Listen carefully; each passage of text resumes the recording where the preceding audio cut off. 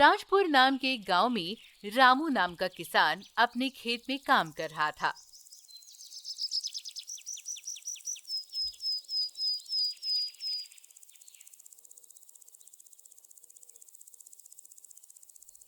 उसी बीच वैज्ञानिक जोसेफ वहां आ जाता है। जोसेफ बंदरों पर संशोधन करता रहता है। जोसेफ, क्या तुम फिर से बंदरों के लिए आए हो? तुम्हें जिन बंदरों की तलाश है वो यहाँ नहीं मिलेंगे। नहीं, इस इलाके में एक दुर्लभ बंदर घूमता नजर आया है।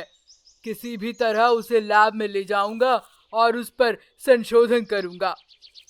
अरे मेरी बात तो सुनो, कितना भी ढूंढो यहाँ नहीं मिलेगा। मैं यहाँ कई सालों से खेती कर रहा हूँ, मैंने तो उसे एक बार भी नहीं देखा। तुम कैसे जानते हो? हाँ, तुम देखते रहो, आज पक्का मिल जाएगा।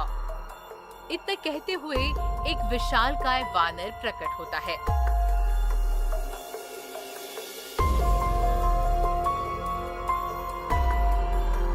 रामू उसे देखकर डर जाता है। जोसेफ, वो तो बड़ा बंदर है, ये हमारी ओर ही आ रहा है। हे भगवान, इतना बड़ा बंदर मैंने आज तक नहीं देखा। यहाँ से तुरंत भाग जाना चाहिए, वरना कहीं ये हमें निगल न जाए। हाँ, मिल गया। बरसों से जिस बंदर की मुझे तलाश थी वो मिल गया। इसे तुरंत पकड़ लेता हूँ और लैब में ले जाता हूँ।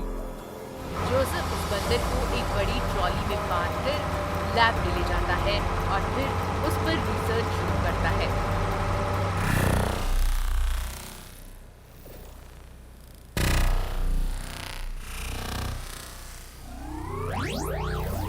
मैं इस बंदर को एक नई दवा दूंगा जो मैंने इजाद की है।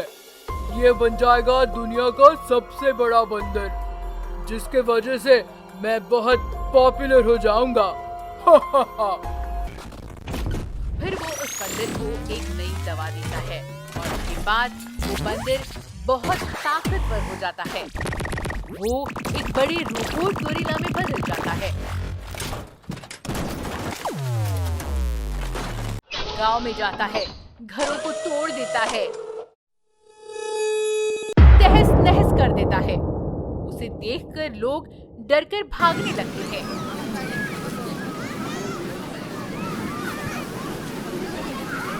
अपराधी भावना से अपने मित्र रोबोट वैज्ञानिक सुरेश के पास जाता है।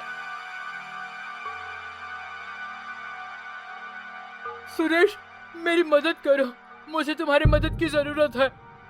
लोगों को इस गोरिल्ला रोबोट से बचाना है। जोसेफ, शांत हो जाओ, धीरे से बताओ क्या हुआ है। तब जोसेफ उसे सारी बातें बताता है। जोसेफ, उचित सुरक्षा के उपाय करने के बाद ही जांच की जानी चाहिए, नहीं तो इस तरह की दिक्कतें आती हैं। तुम चिंता मत करो, मेरे पास एक सुपर रोबोट है। अगर इसे ले लिया जाए तो वो रोबोट गोरिल्ला को खत्म कर देगा। अरे, ये तो बहुत शक्तिशाली रोबोट गोरिल्ला है। क्या सुपर रोबोट ये कर पाएगा? हाँ, ये एक सुपर रोबोट है। ये सैकड़ों में से किसी भी चीज को मार सकता है। फौरन चलते हैं। ऐसा कहकर वो सुपर रोबोट को लेकर गांव में जाते हैं। रोबोट गोरिल्ला गांव नष्ट कर रहा था कि एक गाय थी। जबकि रोबोट गोरिल्ला उसे निगलने की कोशिश कर रहा था, तब तुरंत वो सुपर रोबोट वहां जाता है और उसे रोकता है। रोबोट गोरिल्ला और सुपर रोबोट के बीच भयंकर लड़ाई होती है।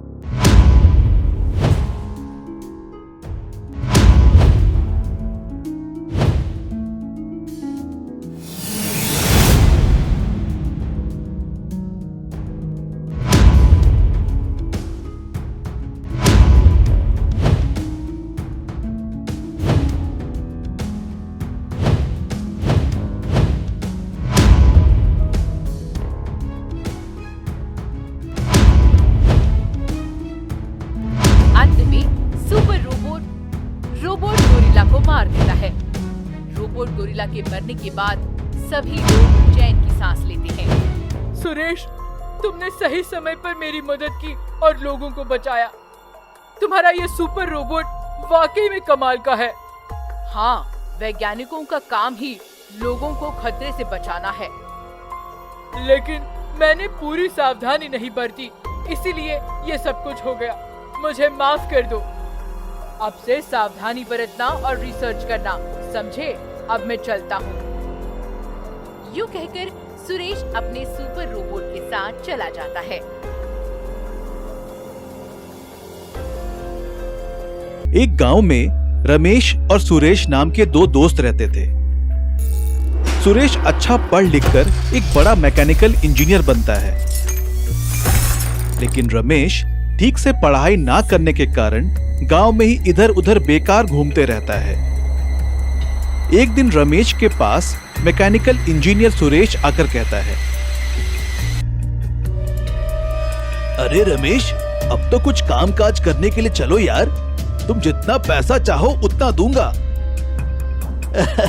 छोटे मोटे काम मैं नहीं करूंगा, अगर कोई बड़ा काम हो तो अच्छा होगा। तुमने ठीक से पढ़ाई लिखाई ना किया, लेकिन तुम्हारा दिमाग बहुत तेज है, तुम जो चाहो कर सकते हो। मेरे साथ चलकर मेरी मदद करो और काम सीख लो। मेरी कंपनी में बहुत बड़े बड़े बस तैयार किए जाते हैं। मैं भी बस बनाना सीख लूंगा, चलो तुरंत चलते हैं। ठीक है, चलो चलते हैं। इतने में एक जायंट ट्रैक्टर के साथ जॉकी नाम का व्यक्ति आता है।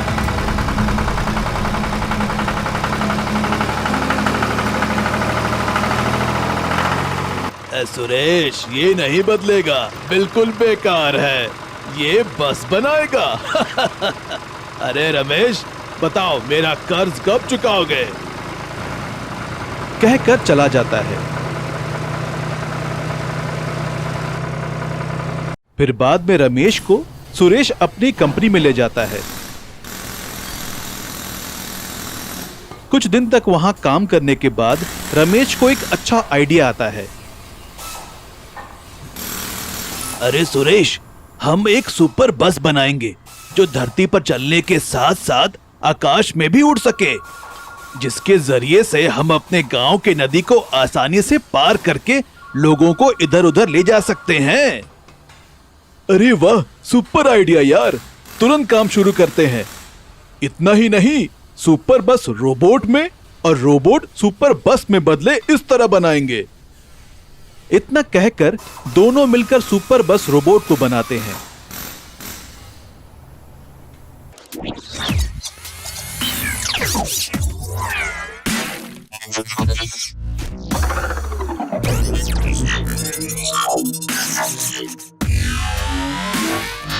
रमेश उसे चलाते रहता है। कुछ दूर जाने के बाद बस हवा में उड़कर गांव पहुंचता है।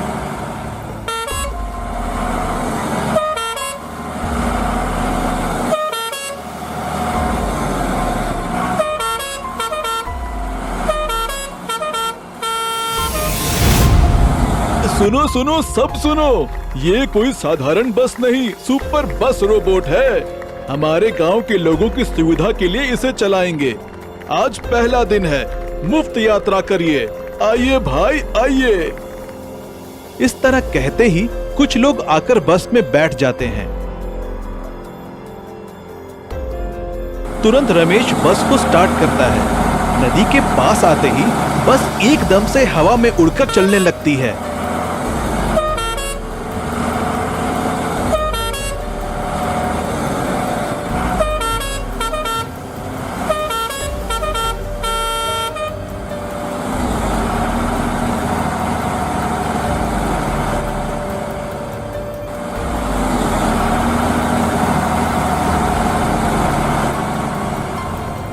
ऐसा कुछ देखकर लोग आश्चर्यचकित हो जाते हैं। लोगों को शहर से गांव, गांव से शहर ले जाते रहते हैं। एक दिन रमेश बस को चलाते रहता है। इतने में जॉकी एक बड़ा ट्रैक्टर पर सामने से आता है। सुपर बस को देखकर जॉकी अपने मन में इस तरह सोचता है, अरे वाह, ये सुपर बस बहुत अद्भुत है, किसी भी तरह इसे हासिल करना ही होगा। मेरे ट्रैक्टर रोबोट से इनको धमकाकर ये बस को मेरे कब्जे में कर लेता हूँ। फिर बाद में रमेश से कहता है, अरे ओ रमेश, बताओ मेरा कर्ज कब चुकाओगे? ये सुपर बस आ गया है ना, कुछ ही दिनों में तुम्हारे पैसे लौटा दूंगा।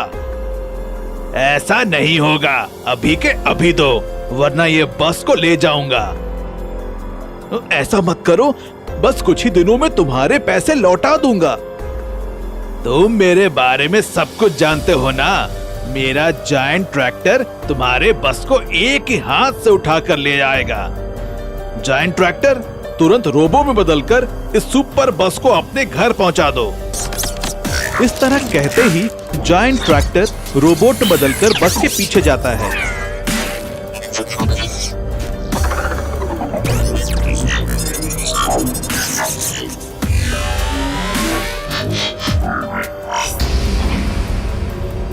इतने में रमेश अपने पास रखे रिमोट से बस को रोबोट में बदल देता है। दोनों रोबोट के बीच में भयंकर लड़ाई होती है। इस तरह कुछ समय के बाद आखिरकार सुपर बस रोबोट ट्रैक्टर रोबोट को हरा देता है।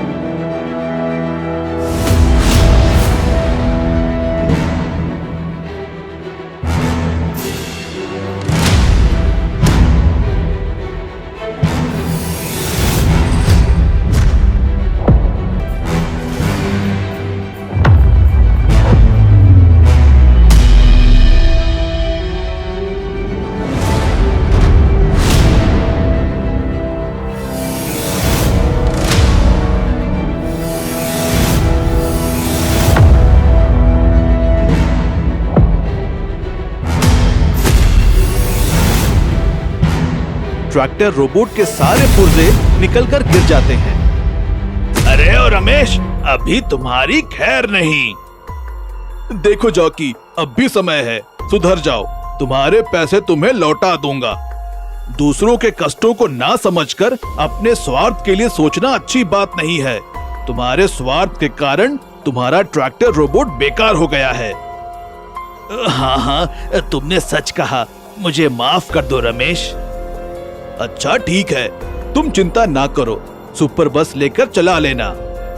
इस तरह रमेश वहां से चला जाता है। तब से जॉकी सुपर बस को चलाते हुए सबके साथ मिलजुल कर खुशी से अपना जीवन बिताते रहता है।